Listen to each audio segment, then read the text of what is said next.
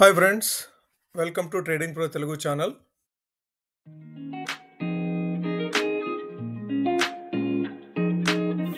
Good evening friends. Sensex 1508 పాయింట్ల లాభంతో 78,553 దగ్గర క్లోజ్ అయింది. నిఫ్టీ 414 పాయింట్ల లాభంతో 23,857 దగ్గర క్లోజ్ అయితే, బ్యాంక్ నిఫ్టీ వచ్చి 1172 పాయింట్ల లాభంతో 54,290 పాయింట్ల దగ్గర క్లోజ్ అయింది. సో ఈరోజు కంప్లీట్గా out and out banking stocks lead చేసినాయి.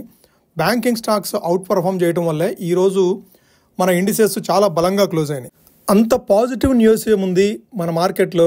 ఇంత బలంగా చాలా 2.2% బ్యాంక్ నిఫ్టీ, 1.78% నిఫ్టీ సెన్సెక్స్ బలంగా క్లోజ్ అవ్వడానికి అంత పాజిటివ్ న్యూస్ ఏముందని చెప్పేసి మీకు అందరికీ డౌట్ వచ్చి ఉండాలి. బేసిక్గా లాస్ట్ 3 days నుంచే నిఫ్టీ 1000 పాయింట్స్, లాస్ట్ 3 సెషన్స్లో నిఫ్టీ 1000 పాయింట్స్, అంటే 500 పాయింట్స్ అంతకుముందు రోజు, నిన్న 108 పాయింట్స్, ఈరోజు మరలా 414 పాయింట్స్, అంటే అప్రాక్సిమేట్గా 1000 పాయింట్స్ ప్లస్ పాజిటివ్గా క్లోజ్ అయింది. మనం ఇంతకుముందు నుంచే మాట్లాడుకుంటూ ఉన్నాము, చాలా పాజిటివ్స్ ఉన్నాయి మన ఇండియన్ మార్కెట్కి సంబంధించి, కానీ ఏది ప్లే అవుట్ లేదు. గ్లోబల్ ఫ్యాక్టర్స్ తీసుకొని మాత్రమే మన మార్కెట్స్ మూవ్ అవుతున్నాయి అని చెప్పేసి అంతకుముందు నుంచి మాట్లాడుకుంటూ ఉన్నాము. అయితే ఈరోజు స్పెసిఫిక్గా కొన్ని ఫ్యాక్టర్స్ మనం డిస్కస్ చేసుకోవాల్సినవి, కొన్ని ఫ్యాక్టర్స్ ఇంతకుముందు రిపీటెడ్గా మాట్లాడుకుంటూ ఉన్నాము. మరలా కొన్ని అవే ఫ్యాక్టర్స్ మరలా ఏ విధంగా ఈరోజు మార్కెట్ మీద పనిచేసినాయి అనేది మరలా ఒకసారి రివ్యూ చేసే ప్రయత్నం చేద్దాం. మొదటగా మనం డిస్కస్ చేసుకోవాల్సింది rally in banking stocks. Banking స్టాక్స్లో విపరీతమైన ర్యాలీ వచ్చింది ఈరోజు. హెచ్డిఎఫ్సి బ్యాంక్లో కానీ, ఐసిఐసిఐ బ్యాంక్లో కానీ, కొటాక్ బ్యాంక్లో కానీ, యాక్సిస్ బ్యాంక్లో కానీ, ఇవన్నీ కూడాను ఈరోజు చాలా పాజిటివ్గా స్ట్రాంగ్గా మూవ్ అయ్యి సెన్సెక్స్ 1500 పాయింట్లు పెరిగితే, ఈ 4 కౌంటర్సే 730 పాయింట్స్ కాంట్రిబ్యూట్ చేసినాయి. ఓకే, నిఫ్టీలో కూడా అలాగే. ఇంత ర్యాలీ కారణమైన ఈ బ్యాంకింగ్ స్టాక్స్లో 2 బ్యాంకింగ్ స్టాక్స్, ప్రధానమైన banking stocks HDFC bank, ICICI bank Q4 results April 19th ఈ వీకెండ్ రిజల్ట్స్ పోస్ట్ చేస్తారు. అది మనం మండే మార్కెట్ ఓపెన్ అవ్వడానికి ఏ విధంగా గ్యాప్ అప్ అవుతుందా, గ్యాప్ డౌన్ అవుతుందా? ఇప్పుడు ఇంత స్ట్రాంగ్ ర్యాలీ అయింది కదా, ఏదైనా పాజిటివ్ రిజల్ట్స్ వస్తేనేమో సస్టైన్ అయ్యే అవకాశం ఉంది, స్మాల్ డిప్ తీసుకొని మరలా కంటిన్యూ అవకాశం ఉంది. అదే కనుక డిసప్పాయింట్ చేస్తే, ఎక్స్పెక్ట్ చేసిన దానికంటే కనుక డిసప్పాయింట్మెంట్ కనుక ఉంటే రిజల్ట్స్లో ఒక్కసారి మరలా రివర్స్ అయ్యే అవకాశం కూడా ఉంది. రెండవ ప్రధాన కారణం చూడాలంటే ఎఫ్ఐఐ బయింగ్. ఏప్రిల్ మొదటి నుంచి కంటిన్యూస్గా సెల్ చేస్తూ వస్తున్న ఎఫ్ఐఐస్ గత 2 రోజులుగా ఏప్రిల్ 15వ తారీఖు, 16వ తారీఖు సుమారుగా 10,000 కోట్లు మన మార్కెట్లోకి పంప్ చేశారు. దీనికి ప్రధాన కారణం ఏవై ఉండొచ్చని మనం ఆలోచిస్తే కనుక, ఇండియన్ మార్కెట్కి సంబంధించి ఈ టారిఫ్ విషయంలో పాజిటివిటీ అనేది కొద్దిగా ఎమర్జ్ అవుతుంది. అంటే టారిఫ్ విషయంలో మనము లో టారిఫ్ రేంజ్లో ఉన్నాం కాబట్టి మన ఇండియన్ కంపెనీస్కి అది పాజిటివ్గా వర్క్ అవుతుంది అనే ఉద్దేశంతో మరలా ఫారిన్ డైరెక్ట్ ఇన్వెస్ట్మెంట్స్ మరలా మన మార్కెట్లోకి ఫ్లో అవడం స్టార్ట్ అయింది. సో ఈ రోజు కూడాను ప్రధానంగా వాళ్ళే బై చేసిన ఉండే అవకాశం ఉంది. ఎందుకంటే మీరు చూసే కనుక హెచ్డిఎఫ్సి బ్యాంక్ ఇంత స్ట్రాంగ్గా మూవ్ అయింది అంటే ఎఫ్ఐఎస్ దాంట్లో పొజిషన్స్ మరలా బిల్డ్ చేసుకుంటున్నారనే అంచనాలు మాత్రమే పెరుగుతూ ఉన్నాయి. కాబట్టి రెండవ ప్రధాన కారణం చూస్తే కనుక ఎఫ్ఐఎస్ బయింగ్. మూడవ ప్రధాన కారణం మనం మాట్లాడుకోవాలంటే trade talks between Japan and US. Asian markets, ఈ డిస్కషన్స్ తోటి ఏషియన్ మార్కెట్స్ ఈరోజు మార్నింగ్ పాజిటివ్గా మూవ్ అయినాయి. ఈ నెగోషియేషన్స్ యుఎస్ జపాన్ మధ్యలో నెగోషియేషన్స్ అనేవి స్టార్ట్ అయినాయి. సో ఇంత టారిఫ్ వార్ నడుస్తున్నప్పుడు కూడాను ఈ 2 దేశాల మధ్యలో నెగోషియేషన్స్ ఏదైతే ఇనిషియేట్ అయినాయో అది పాజిటివ్గా టర్న్ అవుతూ జపాన్ ఇండిసెస్ నిక్కీ 1.35% ఈరోజు పాజిటివ్గా మూవ్ అయింది. ఈ డిస్కషన్స్లో భాగంగా యుఎస్ నుంచి ట్రంప్ కూడా అటెండ్ అయిన తర్వాత తను బిగ్ స్టేట్మెంట్ చేశాడు. ఈ నెగోషియేషన్స్ చాలా పాజిటివ్గా మూవ్ అవుతున్నాయి, there is a big progress అని డిక్లేర్ చేశాడు ఈ డిస్కషన్ సంబంధించి.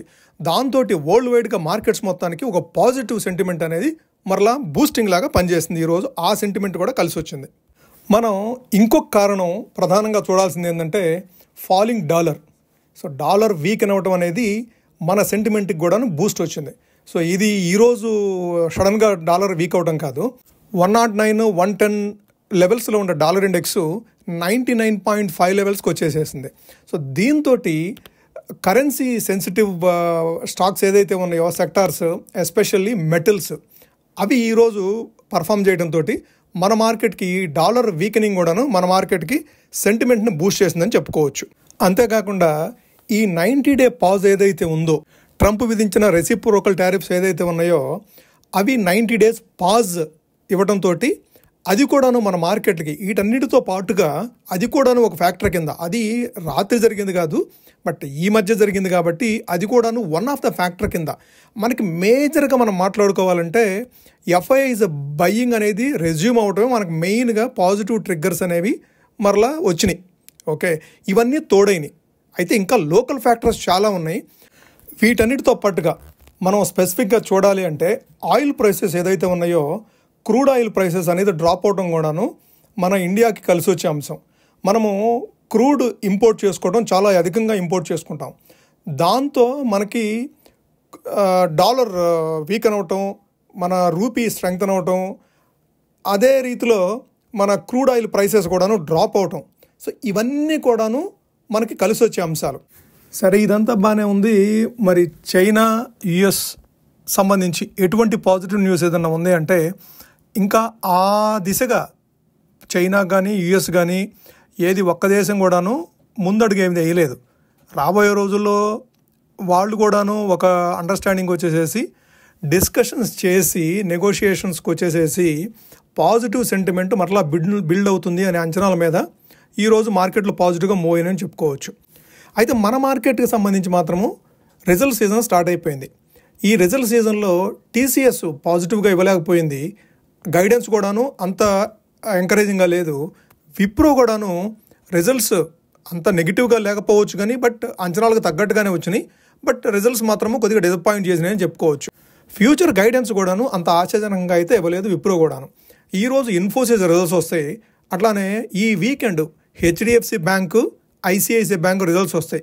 వీటన్నింటినీ బేస్ చేసుకొని మనకి మండే మార్నింగు ఇప్పటివరకు అయితేనే మనకు చాలా పాజిటివ్గా స్ట్రాంగ్గా మార్కెట్లు మూవ్ అవుతూ వస్తున్నాయి. మండే ఎటు మూవ్ అవుతాయి అనేది మనం గమనించాలి. మనం నిన్న వీడియోలో కూడా మాట్లాడుకోవడం జరిగింది, డొమెస్టిక్ ఓరియంటెడ్ బిజినెస్ చేసే కంపెనీస్లో మనం ఇన్వెస్ట్ చేయడం అనేది బెటర్ స్ట్రాటజీ అవుతుందని చెప్పేసి వాటిల్లో మనం డిస్కస్ చేసింది, నిన్న కూడా డిస్కస్ చేసాము. Hospital stocks, max health care, Apollo hospitals, Fortis health care కానీ, గ్లోబల్ హెల్త్ కానీ, సో ఇవన్నీ కూడాను మనము ఇన్వెస్ట్ చేయడానికి అనుకూలమైన కంపెనీస్, మన డొమెస్టిక్ ఓరియంటెడ్ బిజినెస్ చేసే కంపెనీస్. అట్లానే హాస్పిటాలిటీ ఇండస్ట్రీ అంటే హోటల్ ఇండస్ట్రీ కూడాను మనం కొన్ని స్టాక్స్ డిస్కస్ చేసుకున్నాం. క్విక్గా అవి కూడా ఒకసారి రివ్యూ చేద్దాము. Indian Hotel Company, ITC Limited, EAH Limited, Chalet Hotels, Lemon Tree Hotels, so ఇవన్నీ కూడాను మనం వాచ్ లిస్ట్లో యాడ్ చేసుకొని స్లోగా గ్రాడ్యువల్గా వీటిలో పొజిషన్స్ తీసుకోవడం అనేది బెస్ట్ స్ట్రాటజీ అవుతుంది నెక్స్ట్ 6 months to 1 year. ఇంత పాజిటివ్గా మూవ్ అయిన మార్కెట్లో మనం ఒక సెక్టార్ గురించి స్పెసిఫిక్గా మాట్లాడుకోవాల్సిన అవసరం ఉంది. అది ఐటీ సెక్టార్. గత కొన్ని రోజులుగా మనం మాట్లాడుకుంటూనే ఉన్నాము, ఐటీ సెక్టార్ అండర్ పర్ఫామ్ చేస్తుంది, యూఎస్లో స్లో డౌన్ వస్తే మనకి కంప్లీట్గా ఐటీ సెక్టర్ అండర్ పర్ఫామ్ చేస్తుందని చెప్పేసి అనుకున్నాము. అది ఈ రోజు కూడాను ఇంత పాజిటివ్ సెంటిమెంట్ బుల్డోజింగ్ జరిగినప్పటికీ కూడాను ఈరోజు మార్కెట్లో కూడాను ఫ్లాట్గా క్లోజ్ అయింది నిఫ్టీ ఐటీ. ఓకే, నిఫ్టీ ఐటీలో స్టాక్స్ మీకు ఇక్కడ స్క్రీన్ మీద చూపిస్తున్నాను చూడండి. లాస్ట్ 3 monthsలో నిఫ్టీలో ఐటీ స్టాక్స్ ఏ విధంగా పర్ఫామ్ చేసినాయి అని చూస్తే హెచ్సిఎల్ టెక్నాలజీస్ ఆల్మోస్ట్ 20% నెగిటివ్గా మూవ్ అయింది. టాటా కన్సల్టెన్సీ సర్వీసెస్ కూడాను 20% negative. Wipro, Tech Mahindra, Infosys, LTI Mindtree, LNT technologies, Mphasis అన్నీ కూడాను సో ఆల్మోస్ట్ మోర్ దాన్ 20% అన్నీ నెగిటివ్గా మూవ్ అయినాయి. ఓకే, సో ఇంత నెగిటివ్గా ఐటీ సెక్టర్ అనేది ఇప్పుడు మనకి తెర మీద ఉంది. మనము ఇంతకుముందు దీంట్లో ఒక స్ట్రాటజీ గురించి మాట్లాడుకున్నాము. ఎప్పుడైతే ఐటీ సెక్టార్ నెగిటివ్గా మూవ్ అవుతుందో మనం ఇండివిజువల్ స్టాక్స్ పిక్ చేసుకునే దానికంటే కూడాను ఐటీ బీస్ని పిక్ చేసుకోవడం అనేది బెస్ట్ స్ట్రాటజీ అవుతుందని చెప్పేసి ఇంతకుముందు మాట్లాడుకోవడం జరిగింది. ఇప్పటికీ కూడాను అదే స్టాండ్. ఐటీ బీస్ కనుక మీరు పిక్ చేసుకోవడం స్టార్ట్ అయితే ఎప్పుడైతే ఐటీ రీబౌండ్ అవుతుందో, ఈ నెగోషియేషన్స్ ఏదైతే ట్రేడ్ టారిఫ్కి సంబంధించిన నెగోషియేషన్స్ కనుక ఫ్రూట్ఫుల్గా రిజల్ట్స్ కనుక రావడం స్టార్ట్ అయితే, ఏది ఇప్పుడు జపాన్ యుఎస్ మధ్యలో నెగోషియేషన్స్ కానీ అదర్ 75 కంట్రీస్కి సంబంధించి కూడా నెగోషియేషన్స్ స్టార్ట్ అవుతున్నాయి, ఇనిషియేట్ అవుతున్నాయి అని చెప్పేసి ట్రంప్ ఆఫీస్ నుంచి న్యూస్ వస్తున్నాయి. కాబట్టి ఈ ట్రేడ్ టారిఫ్కి సంబంధించిన నెగోషియేషన్స్ కనుక పాజిటివ్గా మూవ్ అయితే మరలా ఒకసారి ఐటీ సెక్టర్ రీబౌండ్ అవుతుంది. పైగా ఇప్పుడు స్లోడౌన్ కన్సర్న్స్ ఏదైతే ఉన్నాయో యుఎస్ మార్కెట్కి సంబంధించి, యుఎస్ ఎకానమీకి సంబంధించి స్లోడౌన్ కన్సర్న్స్ ఏదైతే ఉన్నాయో ఆ స్లోడౌన్ కన్సర్న్స్ కనుక ఒకసారి కనుమరుగైతే మనకు ఐటీ సెక్టర్ మరలా ఒకసారి బూమ్ అవుతుంది.